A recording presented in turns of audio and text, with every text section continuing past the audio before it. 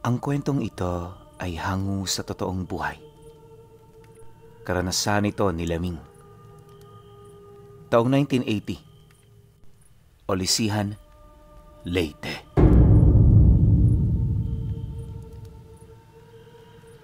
Hindi na bago para sa pamilya ni Aming ang hindi makakita ng tao maliban sa kanilang pamilya. Sa sobrang layo nila sa baryo, may tuturing na silang mga katutubong naninirahan sa bundok. Dagdag pa niya na, buong buhay niya, wala siyang ibang ginawa kundi ang sumunod sa lahat ng utos ng kanyang mga magulang. Panganay sa babaeng magkakapatid itong si Laming pinuno. At sa kabuuan, nasa 7 ang bilang nilang mga supling. 3 rito ang lalaki, kaya na may silang 4 na babae, palaging naiiwan sa bahay para gumawa ng mga gawain. Araw-araw ang kanilang trabaho ay halos sa loob ng 1 linggo, 1 beses lang ang kanilang pahinga. Mahirap ang ganoong sitwasyon para sa kanya. Gawa ng bukod sa mabibigat ang gawain, wala rin siyang nakukuhang suhol man lang. Naunawaan naman niya ito kasi nga magkakapamilya sila.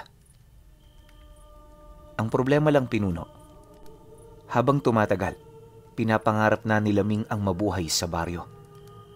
At para magawa ito, kailangan niyang tumakas sa kanila. Matagal siyang naghintay ng pagkakataon hanggang sa magkasakit ang kanyang ina. Nang masipat niya ang kalunos-lunos nitong kalagayan, dito na siya nagdesisyong humanap ng tulong sa mga baryong madalang nilang puntahan. Hindi naman tumutol ang kanyang ama, lalo pat alam nito kung gaano yun kahalaga. Ngunit ang inaasahan nilang tulong, hindi na nakabalik. Dahil nung nakarating si Laming sa baryo, sumama ito sa lalaki na unang beses pa lang niyang nakilala. Ang dahilan niya, gagamitin niya ito para makatakas sa matinding kahirapan na kanyang kinalakihan. Subalit lingid sa kanyang kaalaman, problema at matinding pagdadalamhati ang magiging rebuelta ng pagtatraidor niya sa sarili niyang pamilya. Halos araw-araw sinusuyod noon ng kanyang ama ang baryo kahit may sakit ang kanyang ina para lamang makita niya. Ngunit sa kasamaang palad, naging bigo ito. Hindi nito natunto ng kanilang kinaroroonan, gawa ng ang lalaking sinamahan niya, marami palang bahay at ari-arian sa mismong baryo at mga karatig nito.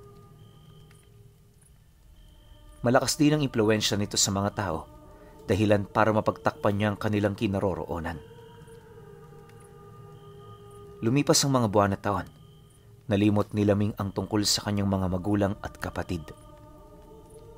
Kasalukuyan na rin siya noong may sariling pamilya at di kalayuan sa bahay nila, naroon ang mga magulang ng kanyang asawa. May kaya sa buhay ang mga ito, kaya meron itong mga katulong at tauhang maaasahan. Magmula rin noong nagkatuluyan silang dalawa, hindi na niya naranasang magbanat ng buto buong maghapon. Nga pala pinuno, hindi tipikal na Pilipina itong si Laming. May lahi kasi silang Kastila, kaya yung itsura niya medyo kakaiba talaga. Hindi rin may pagkakailang maganda siya at may makinis na balat. Ang ganun niyang katangian ng dahilan kung bakit maraming binata ang nahuhumaling sa kanya, kabilang ang lalaking napagpasyahan niyang samahan.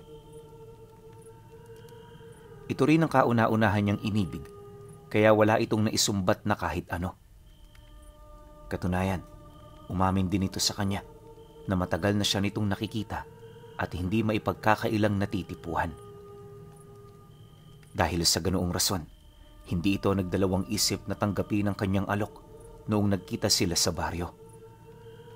Noong una, hindi pa siya kumbinsido sa kanyang pasya, pero nang mapagtanto niyang mabait ito at may diskarte rin sa buhay, napanatag siya.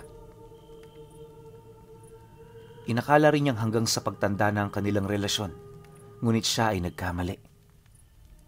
Dahil pagkaraan ng 5 taon, nang magkaroon na sila ng 3 supling, muli niyang nakita ang isa sa mga kapatid niya sa baryo kung saan sila namimili at namamasyal. Wala siyang ideya kung anong ginagawa nito, pero base sa kilos at akto nito, Animoy di naman siya nito hinahanap.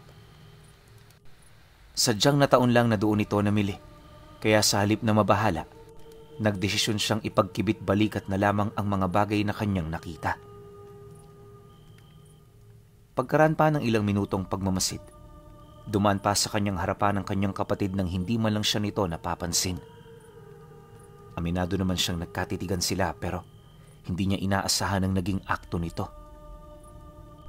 Inakala niya kasing yayakapin siya nito habang umiiyak. Ang kaso lang, tila bang naging malamig ang pakikitungo nito sa kanya sa loob ng ilang taong hindi nila pagkikita. Paglayo naman ng kapatid niya, napabuntong hininga na lamang siya habang pinagmamasdan ng kanyang mga anak. Dahil sa mga nangyari, nawala na rin siya ng ganang mamili at maglakad-lakad. Pagka-uwi niya sa kanila, inabisuhan niya ang kanyang asawa na mas mainam na umiwas na muna sila sa baryo. Ang pagdating kasi doon ng kapatid niya, nangangahulugang lumawak na ng husto ang sakop ng mga lugar na napupuntahan ng kanyang mga kapatid at magulang. Dagdag pa niya na, hindi magiging maganda para sa kanila kung aksidente siyang makikita ng kanyang ama. Inaasahan niya kasing galit na galit pa ito dahil sa ginawa nitong pagpapaasa sa kanila. Nang marinig naman yon ng asawa niya, malumanay naman siya nitong tinanong ukol sa maaari nilang gawin. Marami pa naman kaming bahay sa mga karatig baryo. Kung gusto mo, lumipat na muna tayo roon. Babalik na lang tayo rito kapag nanawa na silang maghanap sa'yo. 5 taon na laming ang nakakaraan. Huwag ka na mag-isip ng kung ano-ano. Tsaka isa pa, meron naman silang mga sariling buhay. Kaya na nilang mabuhay nang wala ka. Matapos naman itong makapagsalita, ora mismo nagtawag ito ng tauhan. Paglipas ng 2 araw, umalis sila. Sa puntong yon, nagdesisyon itong sa malaking bayan ng Samar tumira.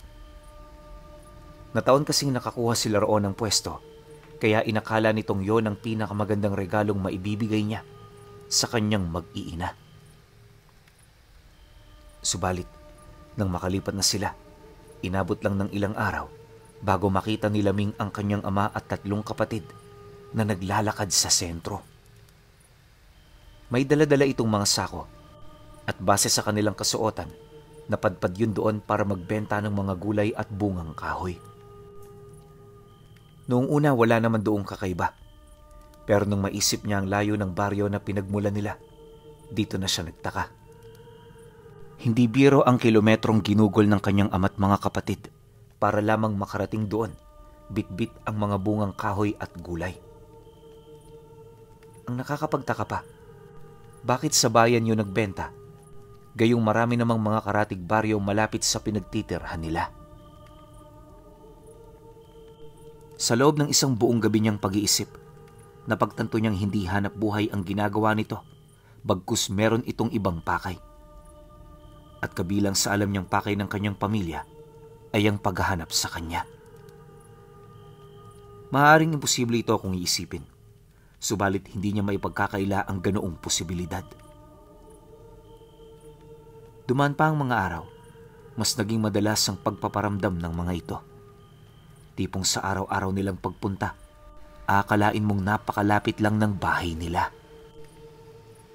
Hindi naman siya kumbinsidong may tinutuluyan ito, lalo pat hindi sanay ang kanyang ama na makitira sa bahay ng iba.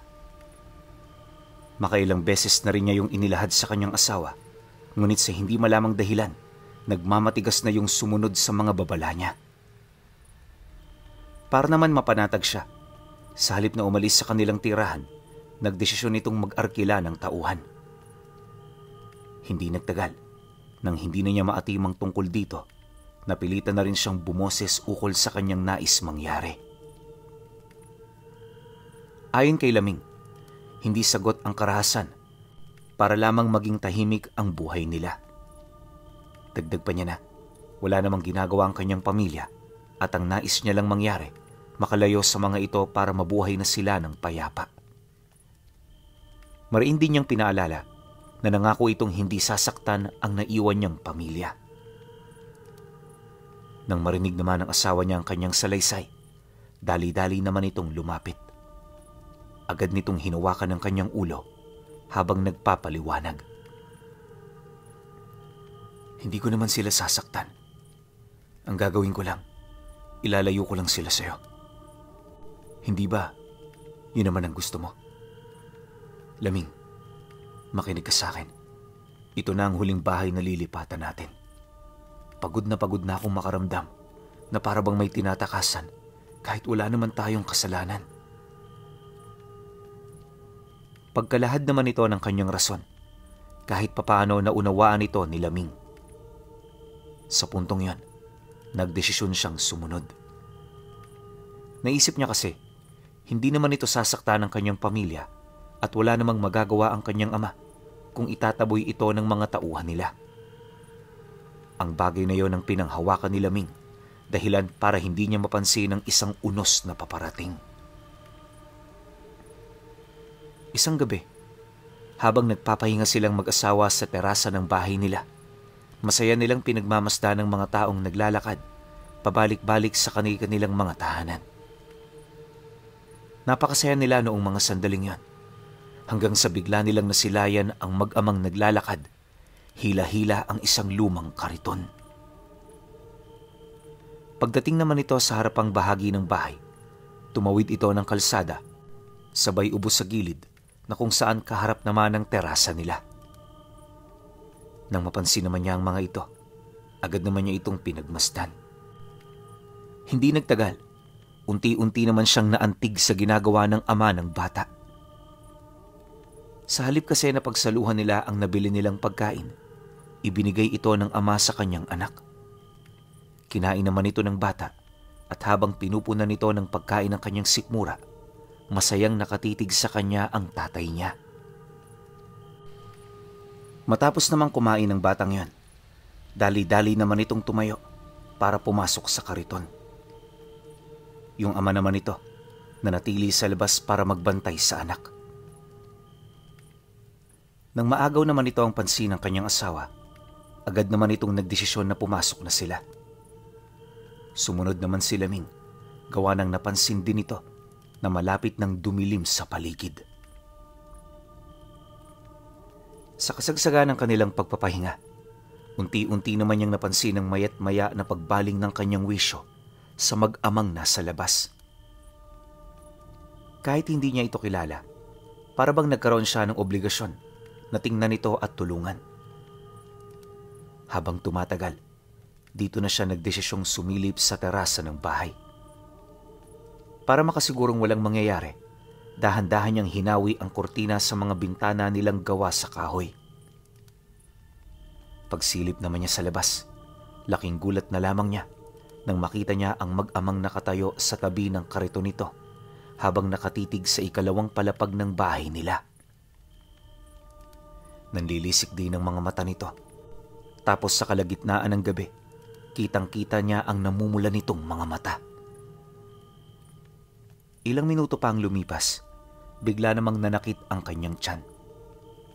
Hindi niya mawari kung ano na ang nangyayari pero pakiramdam niya parang may lumangoy sa loob ng kanyang sistema. Bawat laman loob na madaraanan nito, nagkakaroon siya ng pakiramdam na parang hinihiwa. Maya-maya pa, nang hindi na niya makayanan ng sakit, dito na siya nagdesisyong humingi ng tulong sa kanyang asawa.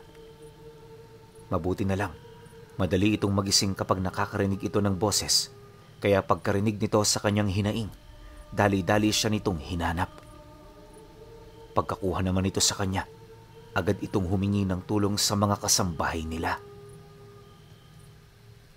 Pagsindi naman ng mga ito sa gasera, agad itong umakyat sa itaas. Marami rin yung dala kagaya ng bimpo, mainit na tubig at iba pang mga panlunas. Akala nila isang simpleng sakit lang ang bumabalot noon sa katawan ni Laming, pero hindi nagtagal. Dito nila nakita ang kakaibang epekto ng karamdaman. Mga senyales na kahit anong sakit, hindi pa nila nasisilayan. Kalahating oras pa ang dumaan Nagpatuloy ang kanyang pagdedeliryo na animoy nasa kasagsagan na siya ng panganganak. Lahat ng saplot niya sa katawan, inalis na niya dahil sa napakainit na pakiramdam. Hindi lang yun, panay na rin ang kanyang pagliyad at pag-unat sa higaan habang walang patid na sumisigaw. Dahil sa pangyayari, nagdesisyon ng asawa niya na tumawag na ng manggagamot. Sa utos nito, nagmamadaling lumabas ng bahay ang dalawa nilang katulong. Hinanap din ito ang mag-amang humihila ng kariton pero wala na sila roong nadatnan. Maya-maya pa, pagbalik naman ng dalawa, meron na itong kasamang matandang albularyo. Papungas-pungas pa ng mataang matanda, animoy na istorbo ito sa mahimbing nitong pagtulog. Subalit nang masipat siya nito, lahat ng antok na kasalukuyan nitong nararamdaman, bigla itong nawala. Dali-dali itong lumapit sa kanyang kinaroroonan habang pilit siyang tinatanong ukol sa mga nangyari. Nang marinig naman ni Laming ang sinabi ng matanda, agad naman niyang inilahad ang tungkol sa mag-amang kanyang nakita. Pagtatapat pa niya na, unang beses pa lang niyang masilayan ng mga ito, kaya hindi niya mawari kung papaano siya nito nalapatan ng karamdaman. Matapos naman itong marinig ang kanyang sinabi, agad naman itong nagpakuha ng isang dangkal na kawayan, lakad bulan, tapos artamisa. Gumawa rin ng usok ang matanda sa ilalim ng kanyang higaan gamit ang kamangyan at balat ng bangkal. Nang may sakatuparan na niya ito, dito na yun nagsimulang manalangin. Habang abala ito sa pagdarasal, sinasabay nito ang pagpapaikot ng kandila sa ibabaw ng kanyang ulo. Nilagyan din siya nito ng talukbong upang hindi siya mapataka ng lupa nito.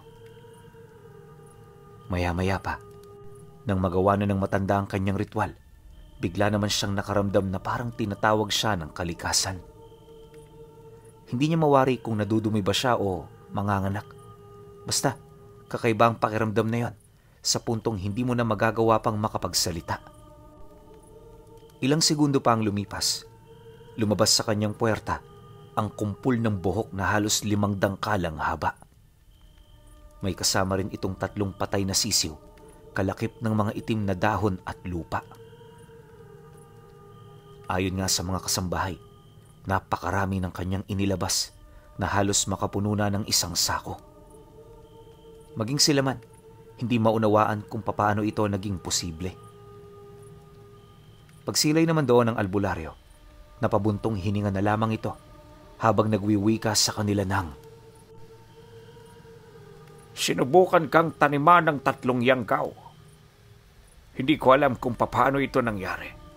Pero nasisiguro ko hindi ito mangyayari sa loob lamang ng isang gabi. Matagal ka nang pinagpaplanuhan ng mga nilalang. Ano man ang balak nila sa iyo, nasisiguro kong hindi ito magiging maganda. Magpasalamat ka sa iyong asawa dahil kung ipinagbukas niyo pa ang pagpapakonsulta, maaaring gumising siya katabi ang isang malamig ng bangkay." Pagkalahad naman ito ng albularyo, bigla naman yung natigilan ng sa hindi malamang dahilan. Hindi nito mawari pero pakiramdam nito parang hindi pa tapos ang nangyayaring kaguluhan. Maya-maya pa, nakarinig sila ng mga lagabog sa loob ng silid kung saan nakalagay ang mga rebulto ng santo. Nagsimula rin silang makarinig ng kakaibang ingay, kagaya ng mga bulong na nalilikha mula sa sabay-sabay na pag-oorasyon ng mga matatanda. Matapos naman itong mapansin ng albularyo, unti-unting napabaling ang tingin nito sa pintuan ng silid. Ilang minuto rin itong nakiramdam sa paniniwalang mawawala na lang bigla ang mga ingay na kanilang naririnig. Subalit hindi ito nangyari. At habang tumatagal, mas lalong lumalakas ang mga boses. Nakakabahala itong pakinggan sa puntong napilitan ng tumalon sa bintana ng bahay ang kanilang mga katulong. Yung mga anak naman nila, dali-dali nang bumaba hanggang sa silang 3 na lamang ang natira. Nang mawala na ito, tumahimik ang paligid. Akala ng asawa ni Laming, doon na nagtatapos ang kagimbal-gimbal nilang karanasan. Ngunit ayon sa albularyo, simula pa lamang ito. Wala mang ideya sa mga nangyayari sa labas. Nagdesisyon ng dalawa na buksan ang pinto para dumungaw. Magsasampung minuto rin nila itong pinag-isipan hanggang sa nagkaroon na sila ng lakas ng loob para gawin ang ganoong bagay. Pagbukas naman ng asawa niya ng pinto, agad namang bumungad sa kanila ang dalawang santong nakakapaglakad na parang isang tao. Bagaman pa ika-ika ito, sapat nang nakakakilabot na wangis nito upang paghinaan silang tatlo. Ni isa rin sa kanila, hindi na nakapag-isip na tumakas. Basta sa halip na lumikas, parang estatwang nakatayo sa harapan nito ang kanyang asawa. Yung albularyo naman, nanginginig ang katawang nakaharap sa nilalang. Paglapit naman sa kanila ng rebulto, isa-isa sila nitong inamoy. Lahat din ng karga ng matanda, hinawakan nito hanggang sa tuluyan na itong maabo. Pagkatapos ng ganoong eksena, nagsimulang magsalita ang isa sa mga rebultong ginagamit ang figura ng Panginoon. Habang inilalapit nito ang kanyang bibig sa katawan ng matanda, rinig na rinig nila ang panaka-naka nitong pag-angil na siya namang nagbibigay ng matinding kilabot sa kanilang mga kaluluwa. Kahit ikaw, hindi mo maililigtas ang kaluluwa ng babaeng yan. Nahatulan na siya, albularyo. At ang tanging magagawa mo, magbulag-bulagan sa iyong mga masisilayan. Pagkasambit naman ito ng mga kataga, laking gulat na lamang ni Laming nang masipat niya ang pangingitim ng balat ng matanda. Dahan-dahan na rin itong napaluhod, animoy kinakapos ng hininga. Pagbagsak naman ito sa sahig ng bahay, ganon din ang nangyari sa kanyang asawa. Pilit pa nitong iniaabot sa kanyang kaliwang kamay nito hanggang sa mawalan na lang ito bigla ng ulirat. Paghandusay naman ito, nagsimula ng maglakad papalapit ang mga rebulto. Nang masipat naman yun ni Laming, kahit hindi maganda ang kanyang nararamdaman, nagpumilit siyang kumilos. Ang kaso lang, maliban sa pintong dinaanan ng mga nilalang, wala nang ibang daan. Dahil sa ganoong sitwasyon, lakas loob naman siyang sumalubong sa mga rebulto. Akala niya, malalagpasan niya ang mga ito dahil sa bagal ng kanilang pagkilos, subalit nang akmang tatagos na siya, bigla nitong nahawakan ang braso niya. Agaran siya nitong hinila papalapit at nung magpang-abot na ang kanilang mga muka, unti-unti na nitong hinigop ang kanyang kaluluwa. Sa puntong yan, nanghina na ng tuluyan si Laming hanggang sa unti-unti nang nandilim ang buong paligid. Subalit, nang akmang mawawala na siya ng ulirat, may naramdaman siyang humila sa kanya. Mabilis siya nitong dinarag patungo sa bintana at ang huling narinig niya ay ang malalakas na kumpas ng pakpak. Pagmulat naman ng kanyang mga mata, sumalubong sa kanya ang mga kakahuyang medyo pamilyar. Alam niyang nakapunta na siya roon, kaya sa halip na magpumiglas, nanatili siyang kalmado hanggang sa makalapag na sila. Makalipas pa ang ilang minuto, bumungad sa kanya ang mukha ng kanyang ama, kasama ang mga kapatid niyang lalaki. Bawat isa sa mga ito, medyo nag-aalangan sa kanyang magpakita, gawa ng bukod sa wala silang saplot. Aminado rin silang sa mga sandaling yon, natuklasan na ng kanilang kapatid ang lihim na kanilang pinakatago-tago. Pagbaba naman ng tensyon, agad naman siyang tumayo ng walang sinasabi. Basta ang ginawa niya, tumitig lang sa mga kapatid niya. Pagbalik naman niya sa kanilang tahanan, dito niya nakita ang nanay niya na umiinom ng kape sa kasagsagan ng gabi. Akala ni Laming, magagalit yun sa kanya pero taliwas ang nangyari. Sa halip na pagsalitaan siya nito ng kung ano-ano, kampante siya nitong pinaupo sa tabi nito na para bang may mga bagay itong gusto niyang ibahagi. Sa loob ng ilang minuto nilang pag-uusap, ipinagtapat ng kanyang ina ang mga dahilan at rason kung bakit ito nangyari sa kanya. Ayon dito, na bilang panganay na anak, sa kanya nito inilibing ang selyo ng mga kaluluwa ng kanilang mga ninuno. Matagal na panahon na itong naipasa-pasa sa kanilang pamilya at base sa alamat, sino man ang nagtatangan nito, hahanapin ng mga demonyo. Naniniwala sila. Matagal nang hinahanap sa impyerno ang mga nawawalang kaluluwa ng mga nilalang na pumanaw sa kanilang angkan. Ang ganoong dahilan ang nag-udyok sa mga nilalang para hanapin ang taong pinaglibingan ng selyo. At dahil sa ganoong pangyayari, bawat supling na napapasahan nito, itinuturing nilang espesyal. Hindi rin sila pumapayag na mapariwara ang buhay nito. Sa kadahilan ng iyon ang magdadala at magpapasa ng kanilang karunungan sa susunod pang angkan. Mariinding inilahad ng kanyang ama na sa kanilang magkakapatid, siya ang pinakapaborito sa lahat. Ang hindi lang nito maisip, bakit niya nagawang tumakas? Dagdag pa nito na, magmula noong nawala siya, naging abala na sila sa paghahanap. Bawat lugar na maaari nilang pagtaguan, sinusundan nila.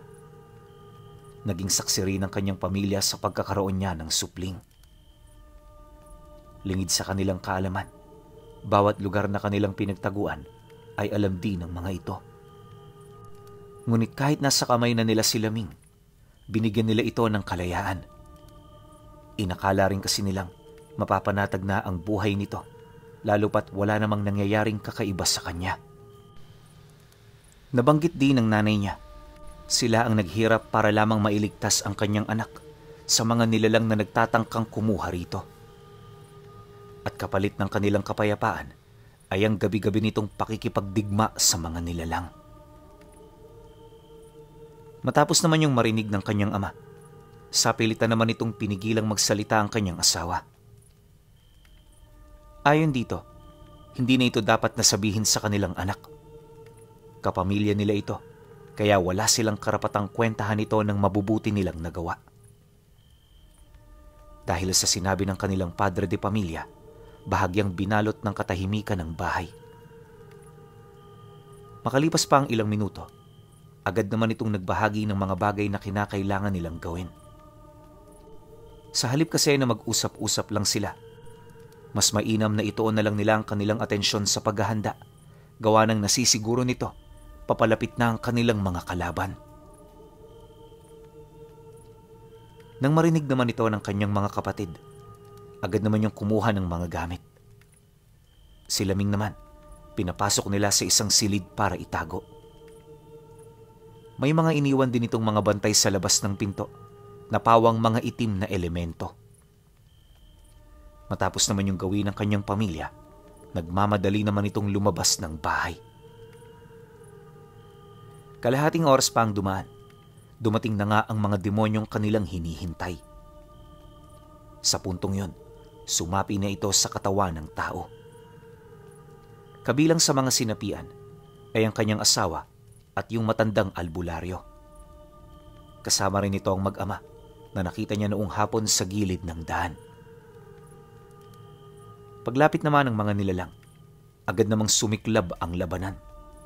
Kaliwa laban sa kaliwa ang nangyari, kaya lahat ng mga karga nila napawalang bisa. Aminado rin ng tatay niya na dehado sila sa pagkakataong yon, kaya naman hindi na ito nag-alangan na kumuha ng 2 piraso ng kahoy.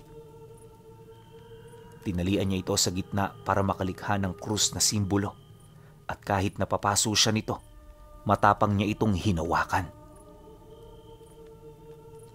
Alam ng kanyang ama na hindi siya magtatagal ng kalahating oras na hawak ang bagay na yon, kaya sa loob ng maiksing panahon, sinubukan niyang lipulin ang mga ito. Kaso lang, nung nakapatay na siya ng 5, dito na siya sinimulang pagtulungan ng mga demonyo. Walang patidang naging pag-atake ng mga ito, hanggang sa tumagos na sa dibdib ng kanyang ama ang kamay ng nilalang na huling umatake rito. Matapos nun, agad naman yung napaupo habang naghahabol ng hininga. Yung wisyo ng tatay niya, gusto pang lumaban habang ang kanyang katawan naman sumusuko na. Hindi nagtagal, pagsilay naman dito ng kanyang ina, dali-dali naman yung doong lumapit. Walang sabi-sabi, hinawakan nito ang sandata ng kanyang asawa bago nito ipinagpatuloy ang pakikipaglaban. Inabisuhan din ito ang mga kapatid niya na gumawa ng ganoong simbolo upang mapantayan ang lakas ng mga nilalang. Dala naman ang naging abiso nito, muling nagkaroon ng pag-asa ang kanyang mga kapatid. Pagkaraan pa ng ilang minuto, unti-unti na rin nilang naitataboy ang mga demonyo. Di nagtagal, nang dadalawa na lamang ang natira sa mga ito, napilitan na yung tumakas. Matapos ang mga pangyayari, tumambad sa kanila ang dami ng mga nabiktima. Bawat taong pinuspos ng mga demonyong humahabol sa kanya, matinding pinsala ang tinamo. Yung kanyang asawa nga, halos mag-agaw buhay na. Mabuti na lang napainom ito ng laway ng aswang. Sapat na ang laway ng kanyang ina para paghilumin ang sugat nito.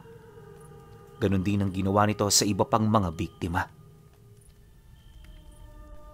Matindi man ang magiging kapalit, hindi na nila ito inisip, gawa ng sa mga sandaling yon, iniiwasan nilang magkaroon ng bilang ng mga namatay. Bukod kasi sa wala silang ideya sa pamilya nito, mabubulgar din ito ang kanilang sikreto. Kinabukasan, paggising naman ng mga taong kanilang nailigtas, ganap na itong mga aswang. Upang hindi naman ito mabahala at matakot, dahan-dahan itong pinaliwanagan ng kanyang ina. Pagkatapos pinauwi nila ito sa kani-kanilang mga bahay na para bang walang nangyari. Yun nga lang, isang beses sa isang linggo, kailangan nilang bumisita sa bahay nito para kumuha ng pagkain. Lahat naman ng karne kinakain nila. Kaya araw-araw nangangaso sila o hindi naman kaya nagnanakaw sila ng mga hayop sa mga pastuhan. Yon ang kanilang naging paraan para maisalba ang kanilang mga buhay. Kapag may mga taong nagkasala naman sa baryo, tanging yun lang ang magiging panahon nila para makatikim ng karne ng tao. Pero alam nyo, hindi talaga matutumbasan ang sarap ng karne ng tao. Wala itong katulad ayon sa asawa ni Laming. Kaya nung natikman niya ito, hinanap-hanap na ito ng kanyang katawan. Hindi nagtagal, parang nabaliw sa ganoong lasa ang kanyang asawa. Nung magkahiwalay sila, wala na silang naging balita sa isa't isa. Huli na rin niya nang malaman na napaslang pala ito ng isang albularyo dahil sa pambibiktima nito ng bata. Nakakalungkot man yung balita para sa kanya, pinili niyang magpakatatag. Magpahanggang sa ngayon pinuno, nakatira pa rin sila sa bahay ng kanyang mga magulang kahit ang mga anak niya ay pawang mga normal na tao. Ngunit sa kabila nito, hindi naman yun ginagalaw ng kanyang pamilyang aswang. Sa pagtagal din ng panahon, tanggap na talaga ng buong ang kanila ang pagiging espesyal na katauhan ni Laming.